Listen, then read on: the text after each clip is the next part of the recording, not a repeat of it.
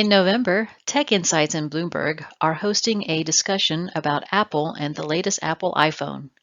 Techinsights will start with the teardown and initial findings on the base model iPhone 14 from Europe, after which we will then follow with a panel discussion where I will be joined once again with Bloomberg's Business Insight Analyst, Woo-Jin Ho, as well as my Tech Insight colleagues, Forecasting Analyst Taylor St. Germain, and Strategy Analytics Associate Director Boris Metodiev.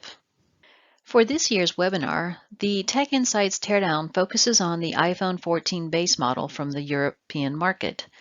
Now, we decided on the base model because this year's iPhone flagship product release is the first time Apple has launched their signature flagship mobile phone line with two different processors.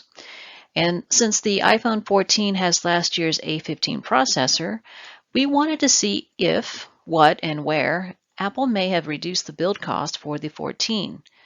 We have already posted our initial findings and estimate the new iPhone 14 has about a $4 less hardware build cost than the iPhone 13 from last year. When Apple announced the new iPhone 14 would have their A15 processor from last year, our team assumed most of the 14's components and its design would also be very similar to the iPhone 13, which could then save on manufacturing cost. But that was not the case. Like others, we immediately noticed a change in the phone assembly, and once our analysts started digging deeper into the design, they found there are quite a few changes in the iPhone 14. These include a change in the LPDDR4X memory, power management, and as we just mentioned, a redesign of the phone's frame assembly. So for example, we'll start off with Apple redesigning the iPhone 14 in a way that both the display and back cover are secured, still using only two pentalobe screws. Though Apple was able to design the phone with only two assembly screws, the addition of a removable back cover increases the number of parts, it increases the assembly steps, and it increases the assembly time needed to build an iPhone 14.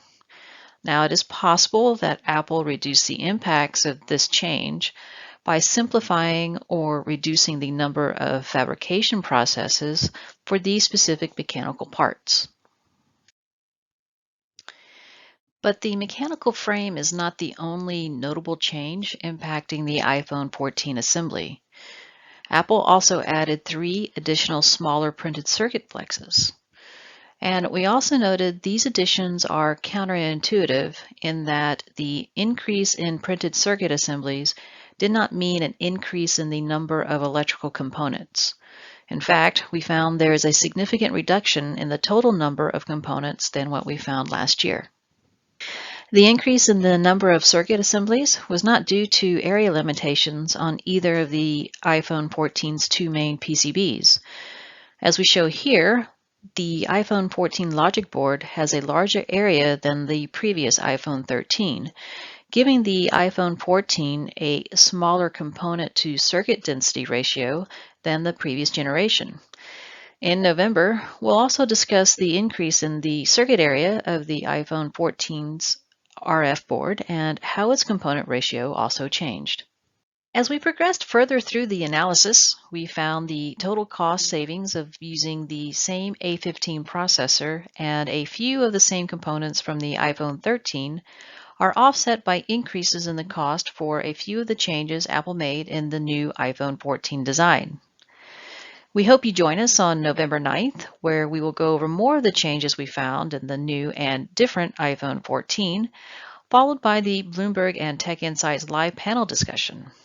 You can find more information and can sign up for the webinar on the link below.